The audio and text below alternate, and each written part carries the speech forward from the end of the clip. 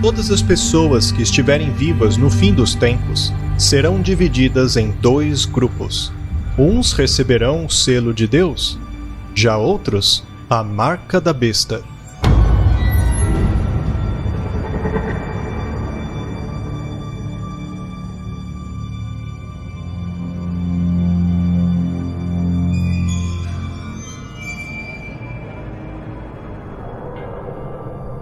Antes que o Apocalipse comece, Deus identificará os seus filhos, colocando um sinal sobre eles.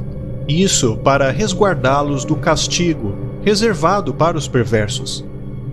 A Bíblia diz: E então vi outro anjo subindo do Oriente, tendo o selo do Deus vivo.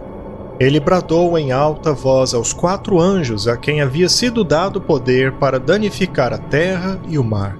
Não danifiquem nem a terra, nem o mar, nem as árvores, até que selemos as testas dos servos do nosso Deus. O selo de Deus é uma identificação invisível que Deus coloca sobre aqueles a quem recebe como filhos. Ou seja, aqueles que recebem o Espírito Santo por terem dado ouvidos à palavra e aceito a Jesus Cristo.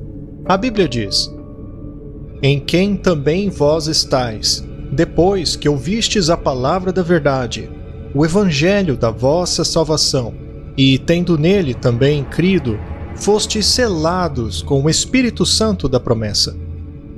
Não entristeçam o Espírito Santo de Deus, com o qual vocês foram selados para o dia da redenção.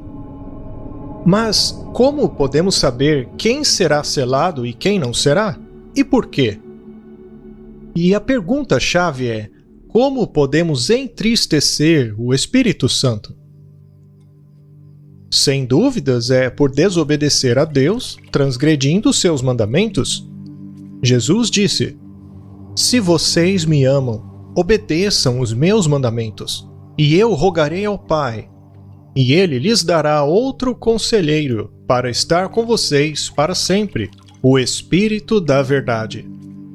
O mundo não pode recebê-lo, porque não o vê e nem o conhece, mas vocês o conhecem, pois ele vive com vocês e estará em vocês.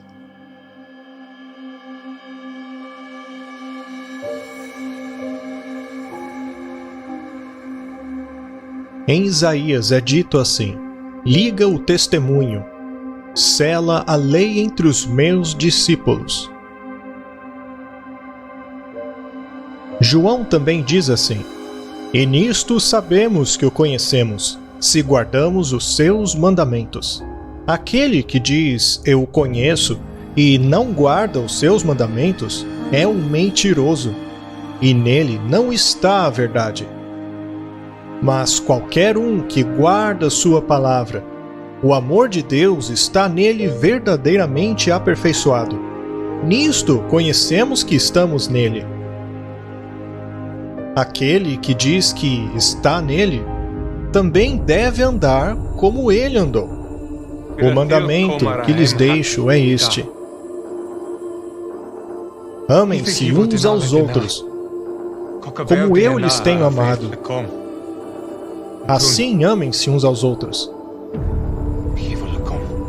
Jesus cumpriu todos os mandamentos à perfeição.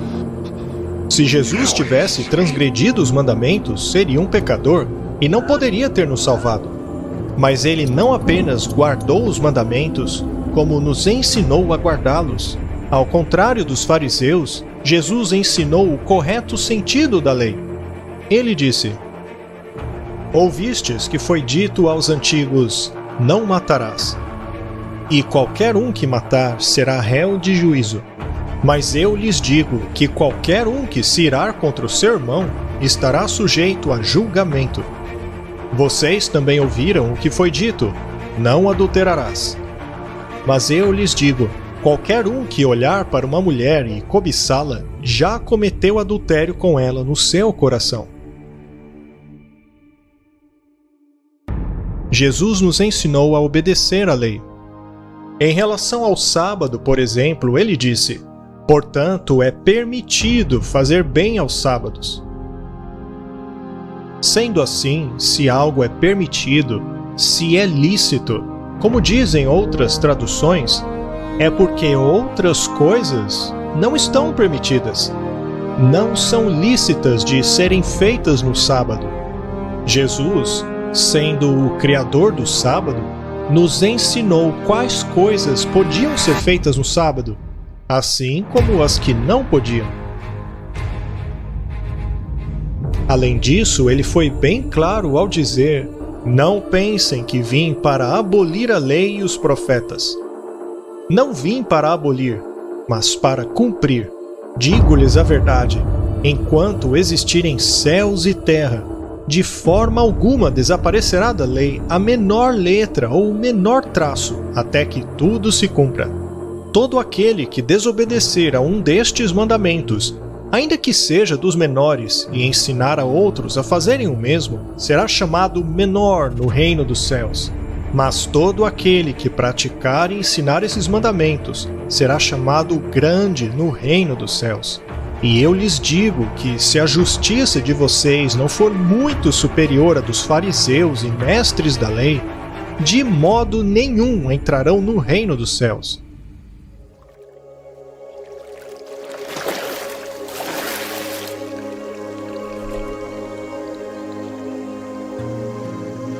Este é meu Filho amado, em quem me comprazo. É óbvio que, para receber o Espírito Santo prometido, precisamos estar em harmonia com os mandamentos divinos. A Bíblia diz: nós somos testemunhas destas coisas, bem como o Espírito Santo, que Deus concedeu aos que lhe obedecem. Se todos os mandamentos são importantes, a ponto de terem sido escritos em pedra, existe um deles em particular que contém o selo de Deus, pois nele consta o nome de Deus, o seu cargo e sua jurisdição. Somente um mandamento faz referência à sua autoridade, como sendo o nosso Criador.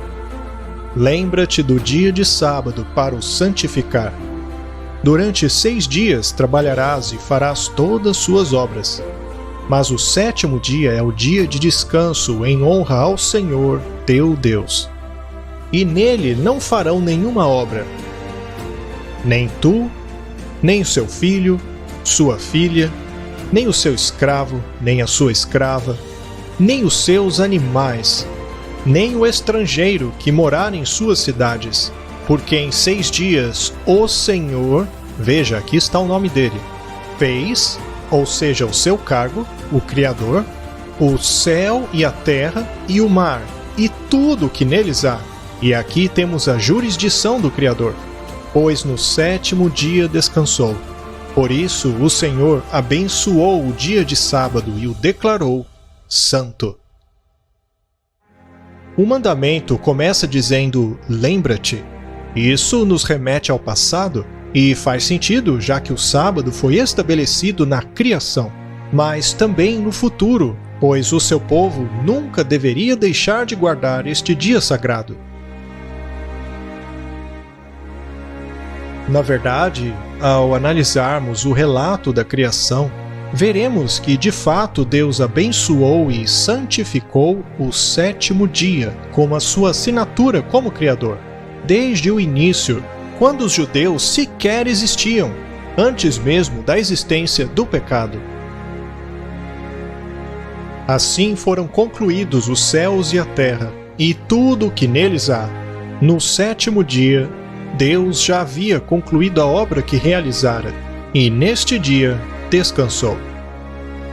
Abençoou Deus o 7º dia e o santificou, porque nele descansou de toda a obra que realizara na criação.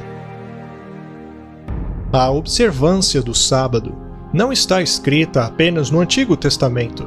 Também no Novo Testamento encontramos o próprio Jesus guardando este mandamento. E ele foi a Nazaré, onde havia sido criado. E no dia de sábado entrou na sinagoga, como era o seu costume, e levantou-se para ler. Jesus cumpriu e ensinou a cumprir todos os mandamentos, explicando àqueles que o desvirtuavam o seu verdadeiro propósito. O sábado fora feito para o homem, e não o homem para o sábado, de maneira que o Filho do Homem é dono também do sábado. Além disso, Jesus, falando a respeito da perseguição que viria sobre a sua igreja no fim dos tempos, disse assim: roguem para que não tenham que fugir no inverno e nem no dia de sábado. Deus é muito claro quando diz: se vocês me amam, guardarão os meus mandamentos. Se quiserem entrar na vida eterna, cumpram os mandamentos. Aquele que disse eu o conheço e não cumpre os mandamentos, e a verdade não está nele.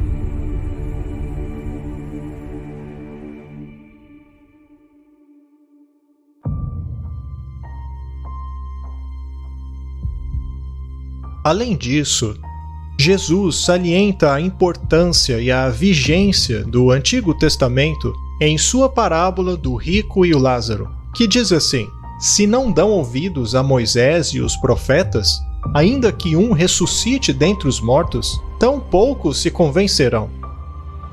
Isso porque Jesus Cristo é o mesmo ontem, hoje e o será para sempre.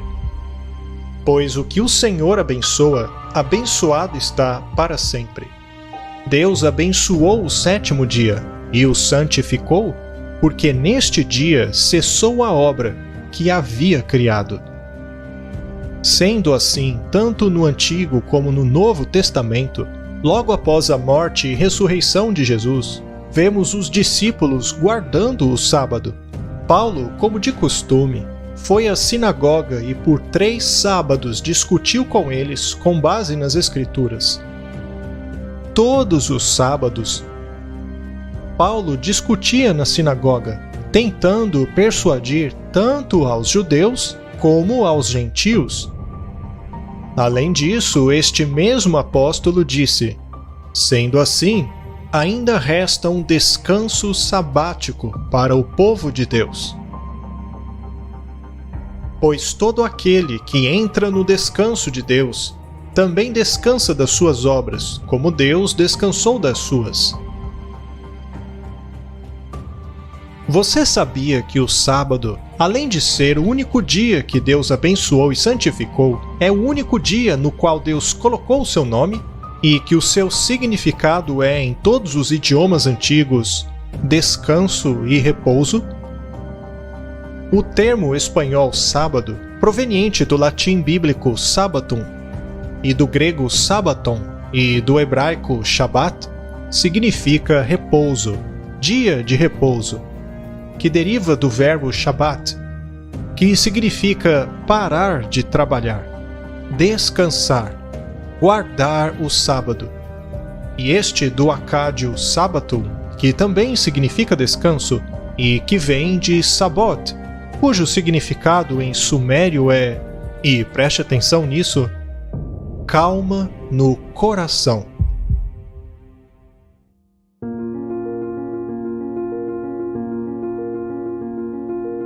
Podemos deixar de matar, mentir ou adulterar por estes serem atos antiéticos e porque o governo nos obriga.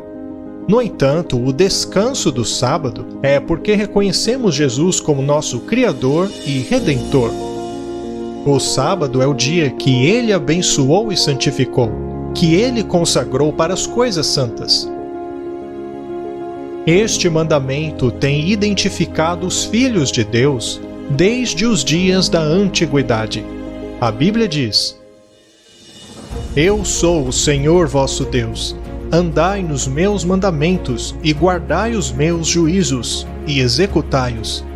Santificai os meus sábados, e servirão de sinal entre mim e vós, para que saibais que eu sou o Senhor, o vosso Deus.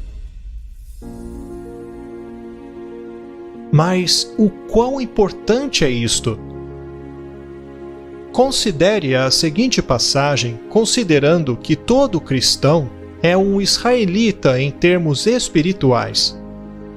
porque são parte do povo escolhido por meio de Cristo. O Senhor disse a Moisés: Diga aos israelitas que guardem os meus sábados. Isso será um sinal entre mim e vocês, geração após geração, a fim de que saibam que eu sou o Senhor que os santifica. Vocês observarão o sábado, porque para vocês é sagrado. Aquele que o profanar terá que ser executado. Quem fizer algum trabalho neste dia será eliminado do meio do seu povo. Durante 6 dias se trabalhará, mas o 7º dia é o sábado, o dia de descanso, consagrado ao Senhor. Quem fizer algum trabalho no sábado deverá ser executado. Os israelitas terão que guardar o sábado, eles e os seus descendentes, como uma aliança perpétua. Isto será um sinal perpétuo entre mim e os israelitas, pois em 6 dias o Senhor fez os céus e a terra, e no 7º dia ele não trabalhou, mas descansou. Quando o Senhor terminou de falar com Moisés no Monte Sinai, deu-lhe as 2 tábuas da aliança, tábuas de pedra escritas pelo dedo de Deus. Pode ser difícil a nós compreendermos a pena de morte, mas devemos compreender que, para Deus, que escreveu os mandamentos em pedra, o assunto do sábado não é de pouca importância. Ele foi estabelecido como o sinal de aliança eterna entre ele e o seu povo, e assim podemos ter certeza de que no reino de Deus não viverá quem conhece este mandamento e continue a pisotear o seu dia santo, porque Deus é eterno e ele não muda conforme o passar do tempo.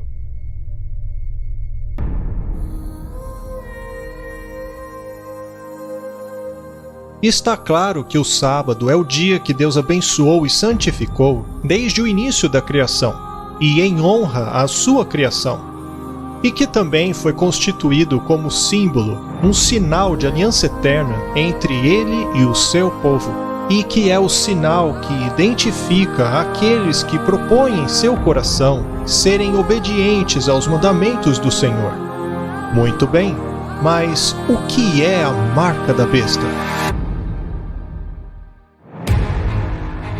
A marca da besta é justamente o oposto ao selo de Deus, e ela identificará a todo aquele que, rejeitando a graça oferecida, se unem ao diabo em sua rebelião contra a lei de Deus.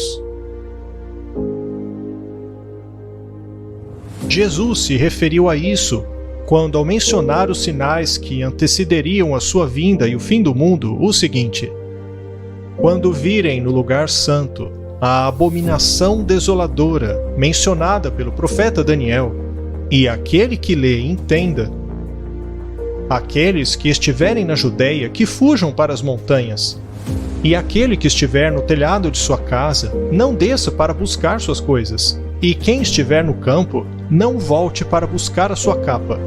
Ai das mulheres que estiverem grávidas ou amamentando naqueles dias. Roguem para que não tenham que fugir no inverno ou no dia de sábado, pois haverá uma grande tribulação, como jamais houve desde o começo do mundo, e jamais haverá. E se esse tempo não fosse abreviado, ninguém se salvaria, mas ele será abreviado por causa dos filhos de Deus. O que mostraremos a seguir é que tanto a marca da besta de Apocalipse como a abominação desoladora de Daniel são referências à imposição do domingo como dia de descanso obrigatório a nível mundial. Chegou a hora de nos perguntarmos se trabalhar aos domingos constitui verdadeira liberdade.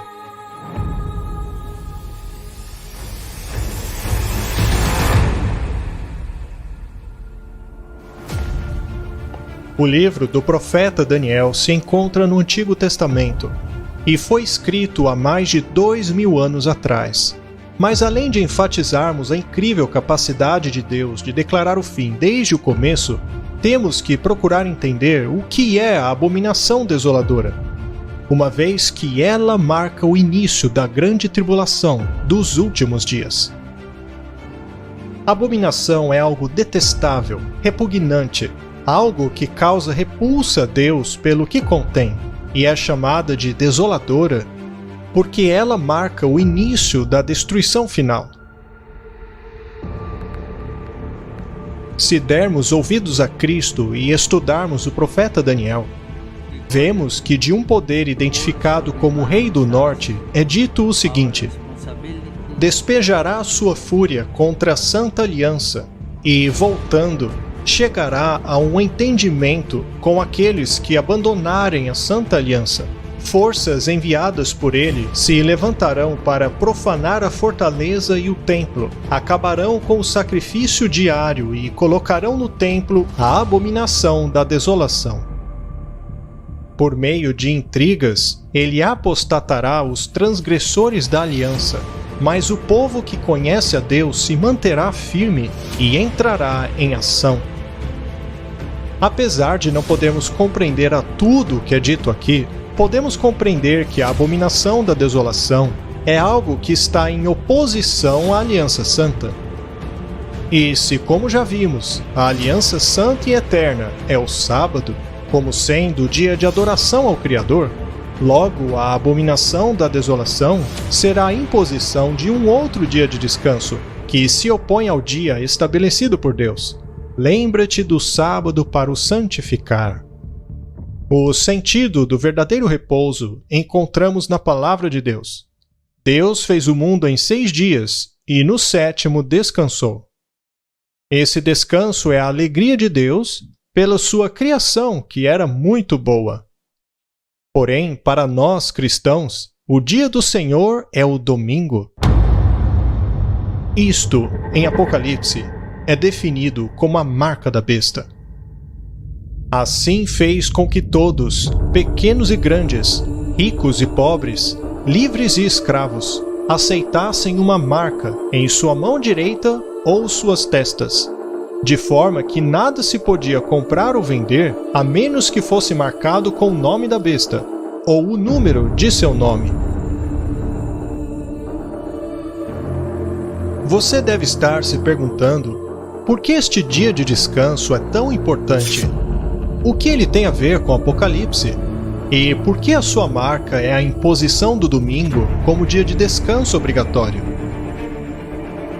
A importância do dia de descanso está no fato de ser uma questão de lealdade. É por isso que a decisão que cada um tomar em relação a ele demonstrará obediência a Deus ou rebelião a ele. Tudo se traduzirá a uma questão de fé, que demonstrará em quem cremos, a quem obedecemos e, finalmente, a quem adoramos. Da mesma maneira como foi proibido a Adão e Eva comerem do fruto da árvore do conhecimento do bem e do mal.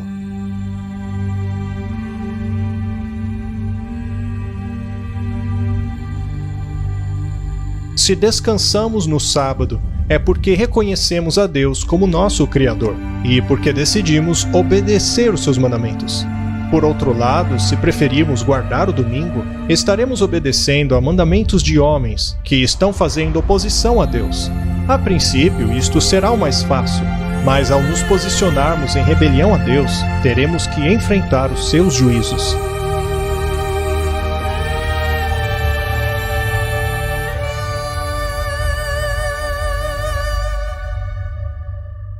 Também vemos isto ser refletido na última mensagem de admoestação enviada por Deus a seu povo, na figura de 3 anjos que voam pelo céu, anunciando solenes advertências.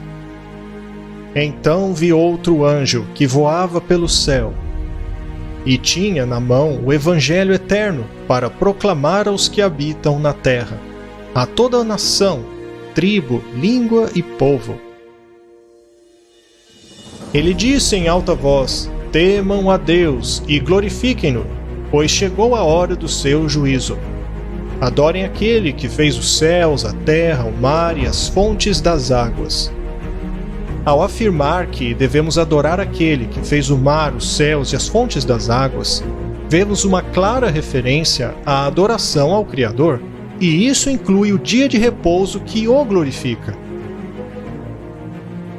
Portanto, as seguintes mensagens nos advertem a sair do engano babilônico e a não receber o símbolo de sua submissão, ou seja, a marca da besta.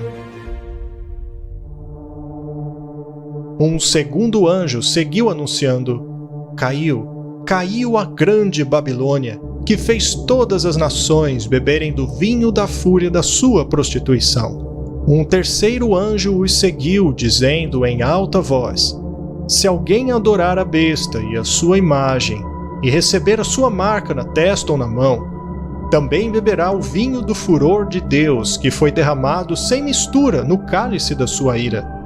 Será ainda atormentado com enxofre ardente na presença dos santos anjos e do Cordeiro, e nisto se colocará à prova da perseverança dos santos, aqueles que guardam os mandamentos de Deus e a fé de Jesus.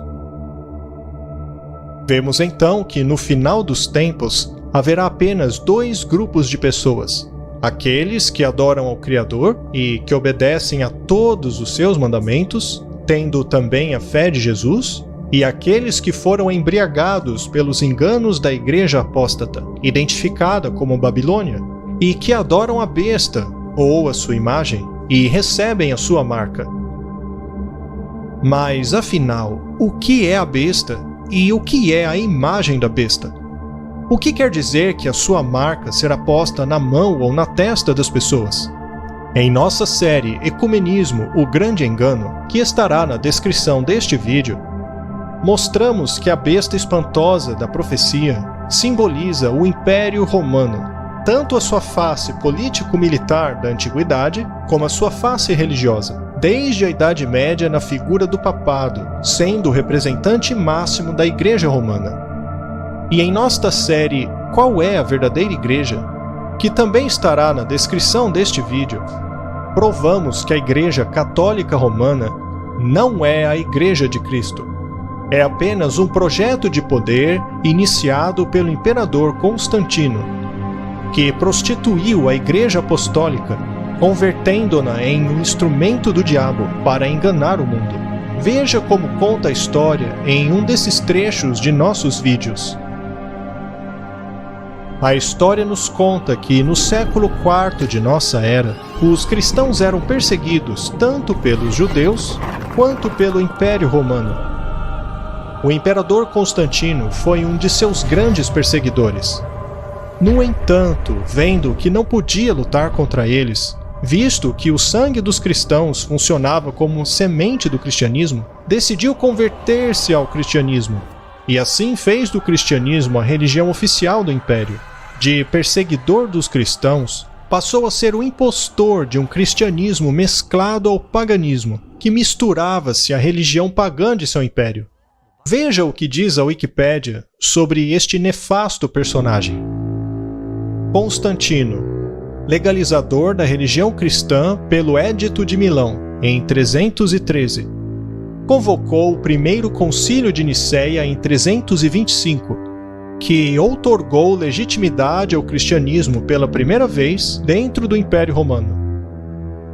Considera-se que isto foi fundamental para a expansão desta religião. Os historiadores, desde Lactâncio até Eusébio de Cesareia e até os nossos dias, o apresentam como o primeiro imperador cristão, se bem que só foi batizado quando já se encontrava em seu leito de morte, tendo tido então um grande catecumenato. Política religiosa. Sua relação com o cristianismo foi difícil, uma vez que fora educado na adoração do Deus Sol, Sol Invictus, cujo símbolo ele portava e cujo culto estava associado oficialmente ao imperador. Em 324, o imperador começou a construir outra basílica em Roma, no lugar onde, segundo a tradição cristã, havia sido martirizado São Pedro, na colina do Vaticano, que atualmente acolhe a Basílica de São Pedro. A partir deste ponto, o cristianismo passa a adquirir o status de religião privilegiada, iniciando-se assim a perseguição às demais religiões. Por outro lado, Constantino deteve o título de Pontífice Máximo até o dia de sua morte. Um título que os imperadores romanos levavam como cabeças visíveis do sacerdócio pagão. Em 321, Constantino deu instruções para que os cristãos e os não cristãos estivessem unidos em observação ao venerável dia do Sol, que, por sua vez, fazia referência à esotérica adoração oriental do Sol. Na reinauguração de Constantinopla, em 330, realizou-se uma cerimônia meio pagã, meio cristã. Na praça do mercado colocou-se a cruz de Cristo sobre a carruagem do Deus Sol. Por isso, no Catecismo da Igreja Católica Romana, é lido o seguinte: com relação aos 10 mandamentos, disse a respeito do quarto, mas que se figura como terceiro, uma vez que a Igreja eliminou o segundo mandamento, que proíbe render culto a imagens. Vejamos o que está escrito no próprio site do Vaticano.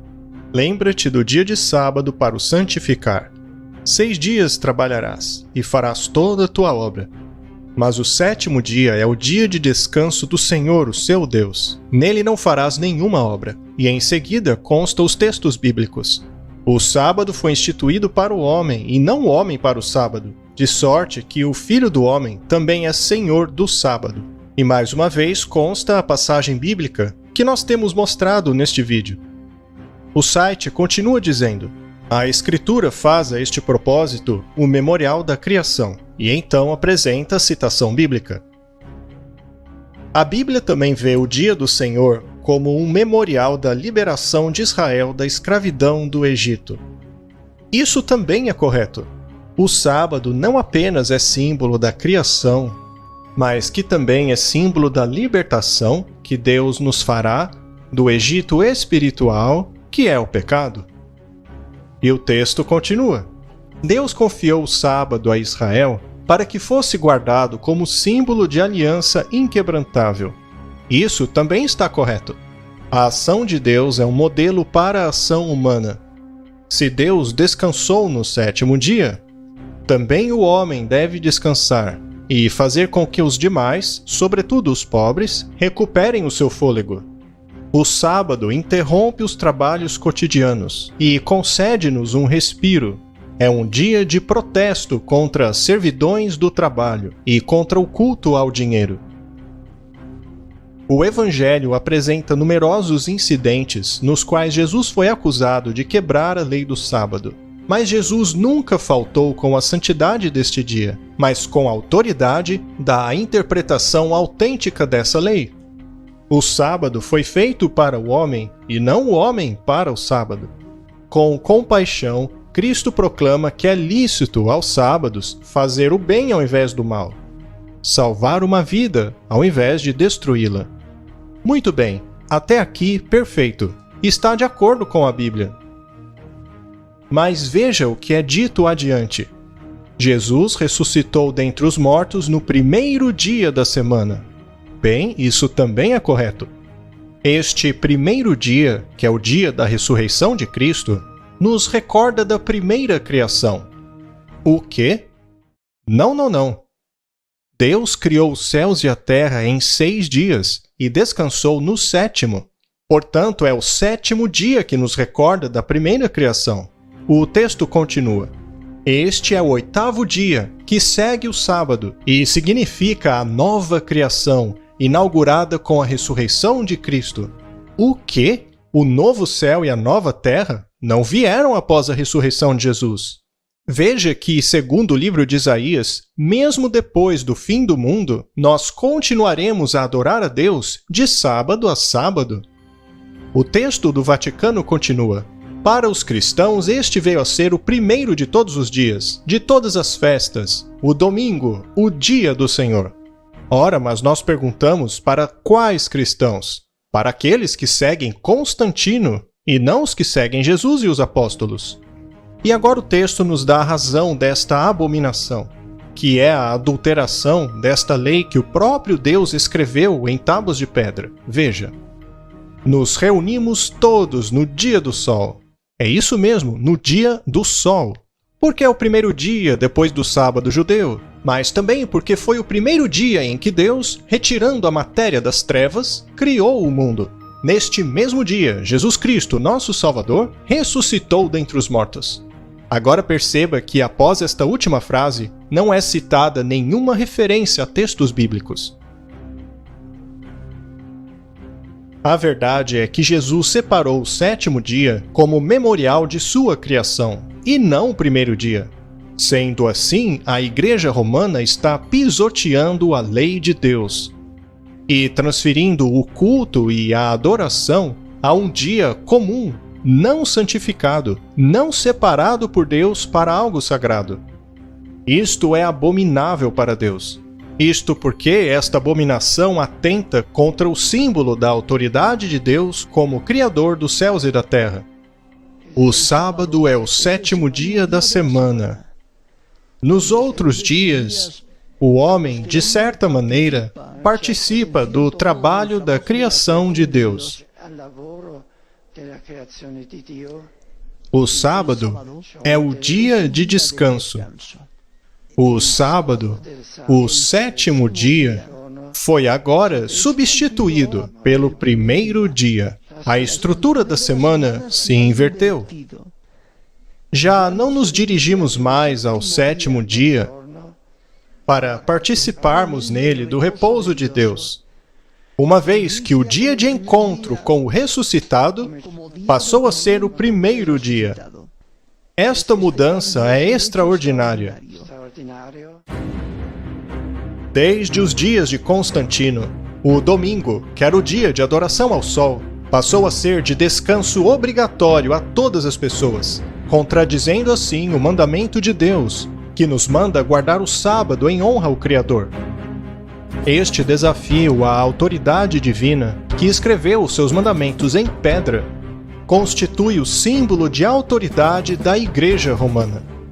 E este símbolo de sua autoridade foi acatado por quase todas as religiões, e também quase por todas as pessoas.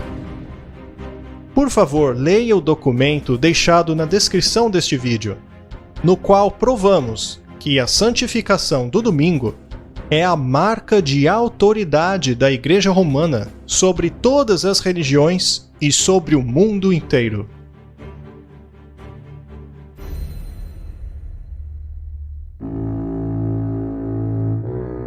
Agora, se já mostramos em nossos vídeos anteriores que o chifre pequeno da profecia de Daniel e a besta terrível de Apocalipse representam o poder do papado, o que será a imagem da besta?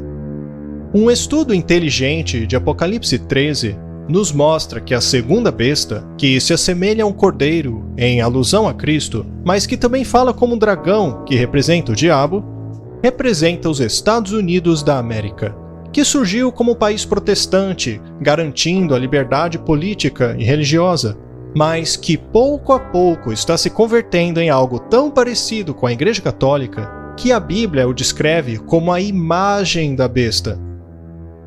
A escritora norte-americana Ellen White escreveu o seguinte há mais de 100 anos.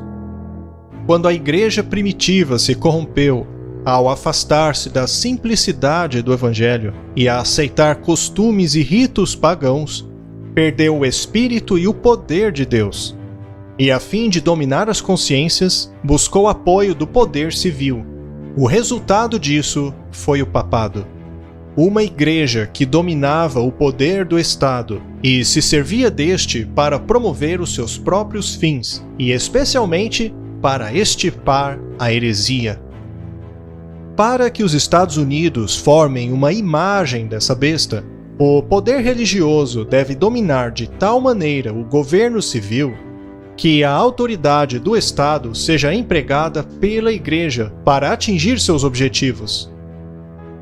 Quando as principais igrejas dos Estados Unidos, unindo-se em pontos comuns de doutrina, influenciem o Estado para imporem as suas instituições e decretos, então a América protestante terá formado uma imagem da hierarquia romana, e a aplicação de penas civis contra os dissidentes virá por si só.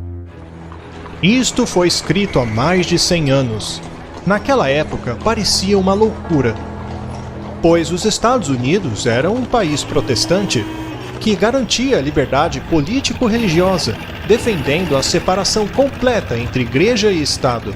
Hoje, porém, vemos aquelas palavras cumprirem-se diante de nossos olhos. Em maio de 2017, o presidente Donald Trump assinou uma ordem executiva protegendo a liberdade religiosa nos Estados Unidos. Esta ordem executiva do presidente Trump acabou com as restrições impostas pela Emenda Johnson de 1954, que impedia que pastores e outros líderes religiosos apoiassem candidatos de uma base partidária. Agora, os líderes de fé têm o direito de defenderem os seus candidatos a partir do púlpito, sem medo de represálias governamentais. Isto é uma grande vitória para a Igreja.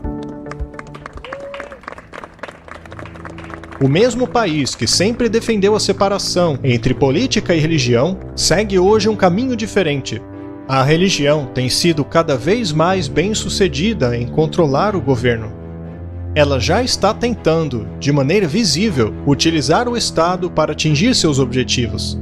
Hoje, a imagem da besta é uma realidade.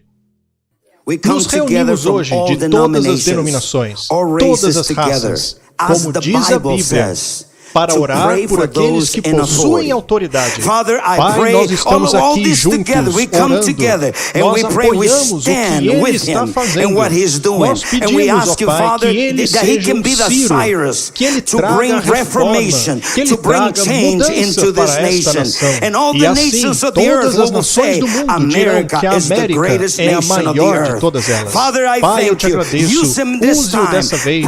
Derrame o poder do Espírito Santo sobre ele, sobre sua vida, que Ele o fortaleça. Eu declaro hoje que o presidente Trump vencerá todas as estratégias do inferno, cada estratégia do inimigo. Ele cumprirá o seu chamado, cumprirá o seu destino. Eu coloco a mão de Deus para trabalhar em favor dele, em nome de Jesus Cristo. Nós reafirmamos o seu chamado, protegemos sua família e garantimos a vitória. Em o nome que está acima de todos os nomes, em o nome que nunca falhou com esta nação, por minha vida, em nome de Jesus Cristo, e todos dizem amém.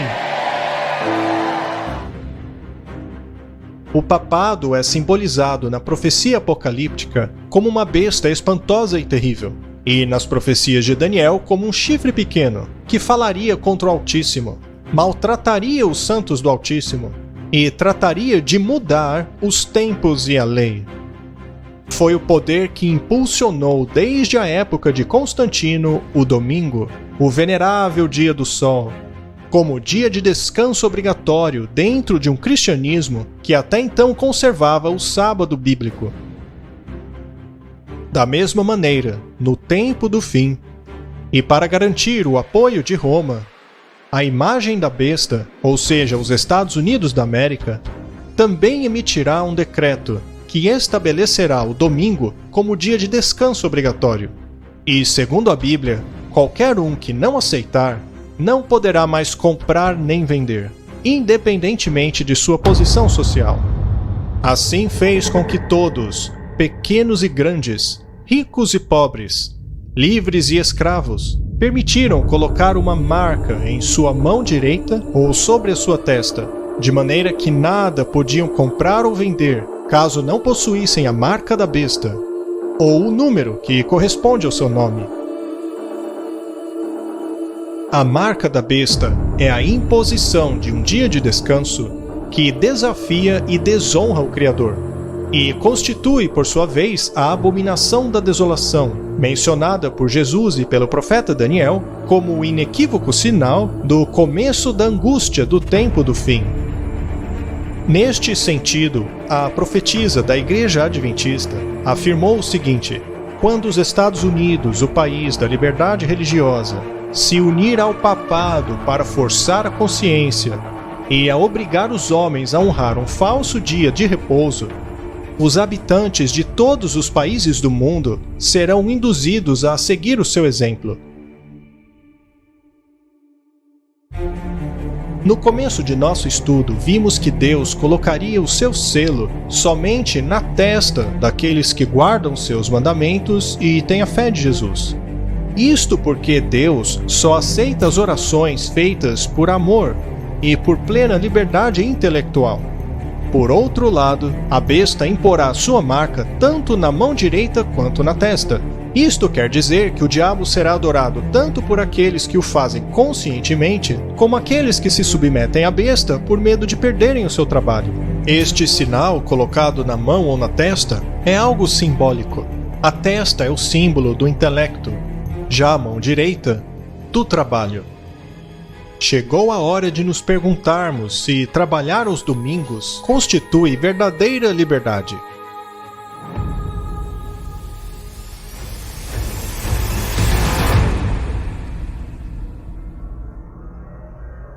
A lei do descanso dominical obrigatório será a grande prova pela qual terá que passar o povo de Deus nos últimos dias. As Escrituras dizem: "E nisto se colocará à prova a perseverança dos santos, aqueles que guardam os mandamentos de Deus e a fé de Jesus." Quando esta obrigação for posta sobre os homens, a começar pelos Estados Unidos da América, Deus permitirá o começo da assolação da terra, e aqueles que defendem a verdade bíblica serão vistos como traidores, denunciados como inimigos da lei e da ordem, quebradores das tradições morais, e assim causadores de anarquia e corrupção, que atrai sobre a terra os juízos de Deus. Parece contraditório, mas aqueles que permanecerem firmes aos mandamentos de Deus sofrerão escárnio, coerção, estigmatização e perseguição por parte das autoridades e sociedade. Os governantes, os chefes religiosos e até mesmo os membros de igrejas conspirarão contra estes. A arte, os acadêmicos, os meios de comunicação, todos se unirão contra aqueles que insistem em guardar os mandamentos de Deus e que têm a fé de Jesus.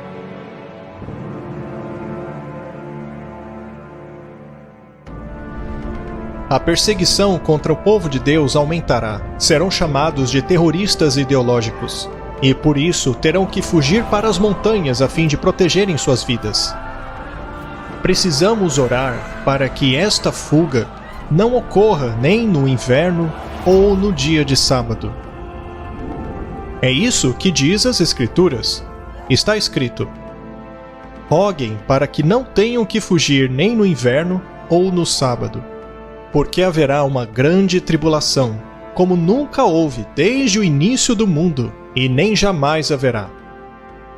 E será assim porque o papado fará com que todos os reis da terra, assim como todos os habitantes do mundo, se embriaguem com o vinho da sua prostituição, ou seja, com seus enganos, fazendo com que todo o planeta se rebele contra Deus."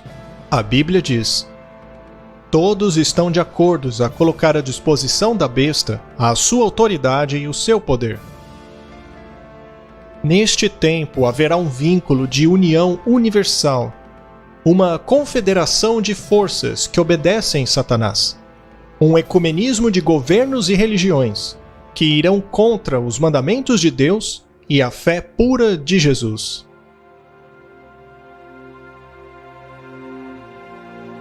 Quando esta rebelião se tornar global, Deus se levantará e sacudirá a terra com o furor de sua ira.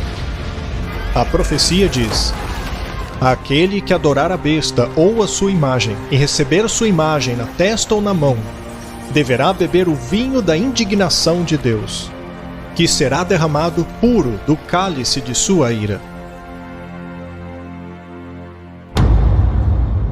Vejam, o Senhor arrasa a terra e a devasta, arruína sua superfície e espalha os seus habitantes. Terão a mesma sorte tanto o povo quanto o sacerdote, o escravo e o senhor, a escrava e a senhora, o vendedor e o comprador, quem toma emprestado e quem empresta, o devedor e o credor. A terra está arrasada, totalmente saqueada. Quem falou esta palavra foi o Senhor. A terra está seca e murcha, o mundo definha e murcha. Definham todos os nobres da terra. A terra está contaminada pelos seus habitantes, porque desobedeceram às leis, violaram os decretos e quebraram a aliança eterna. Por isso a maldição consome a terra e seus habitantes sofrem a condenação. Por isso são consumidos pelo fogo os habitantes da terra, a ponto de sobrarem pouquíssimos.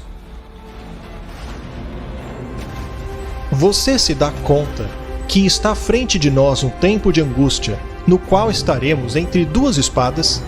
Se permanecermos fiéis aos mandamentos de Deus, seremos perseguidos pelas maiores autoridades deste mundo. Mas se aceitarmos a marca da besta e nos submetermos aos poderes terrenos, teremos que enfrentar a ira de Deus. Esta escolha que todos teremos que tomar decidirá entre a nossa vida ou morte eterna.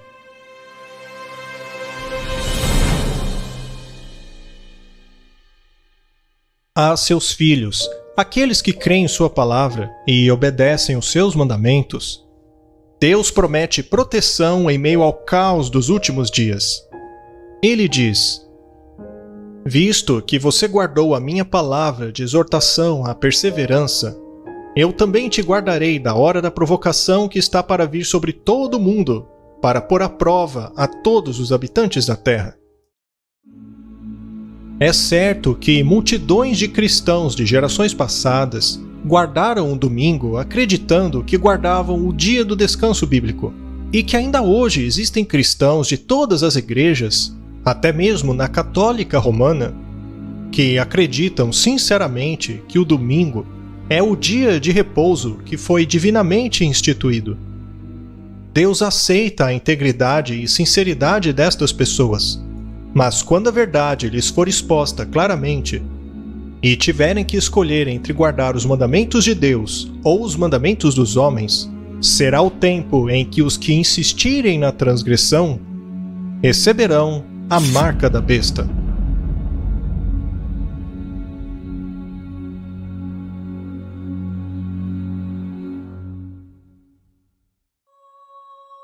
Meus irmãos, neste sentido, eu peço que considerem o seguinte: vocês sabiam que na nova terra, depois da segunda vinda de Cristo e da destruição dos ímpios, nós continuaremos a adorar a Deus em um dia específico? Qual dia você acha que será? Porque já vem o Senhor em meio ao fogo, e os seus carros são como um turbilhão. Transformará em fúria a sua ira e em labaredas de fogo a sua repreensão.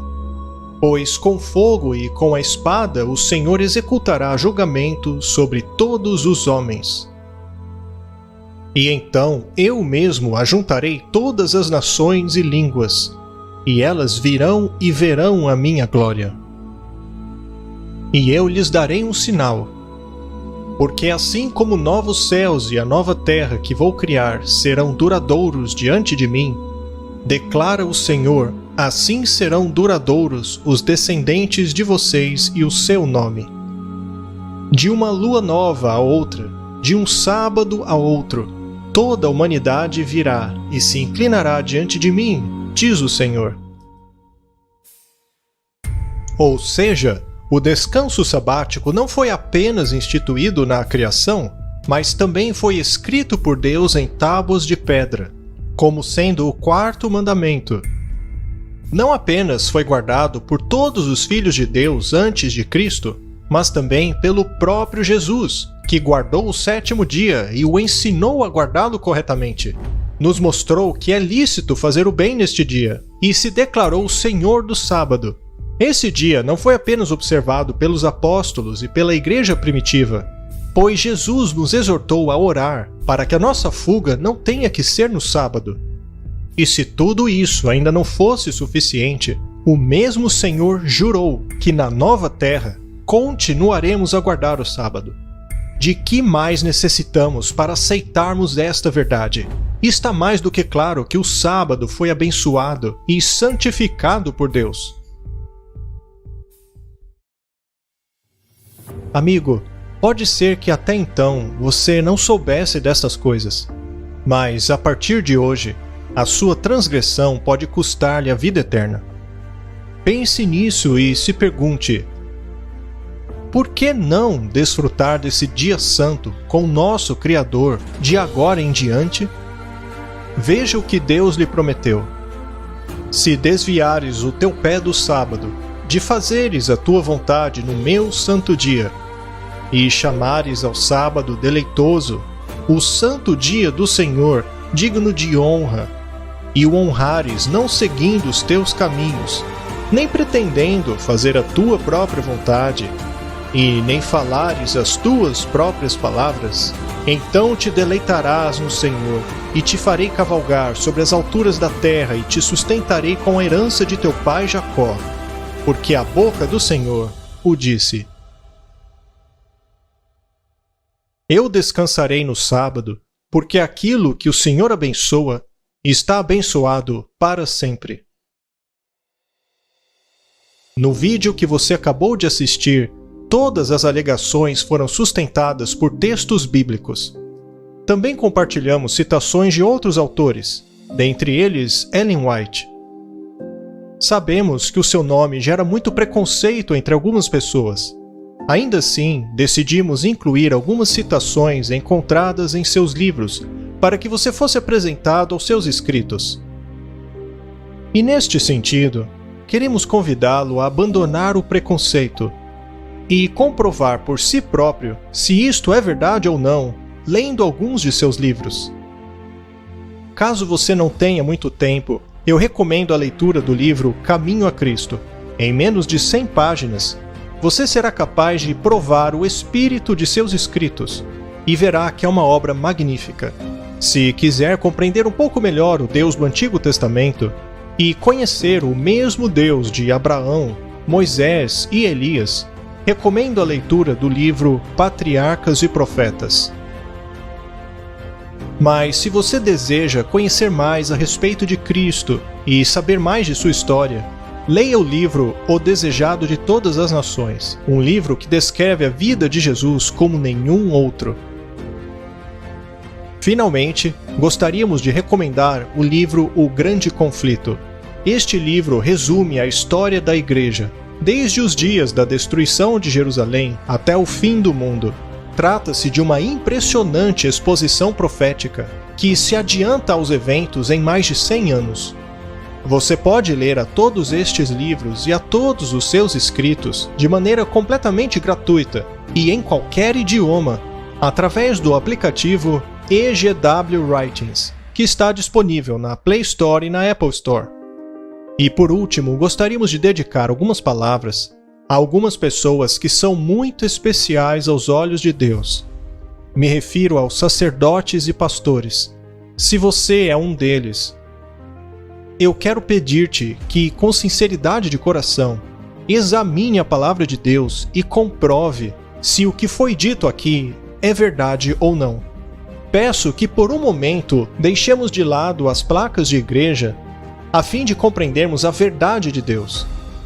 Todos estamos vendo que as maiores organizações religiosas estão se unindo ao paganismo por meio do ecumenismo. É hora de nos agarrarmos à verdade a qualquer preço e não soltá-la. Que o Senhor te abençoe e te guarde na hora da prova que sobrevirá ao mundo todo.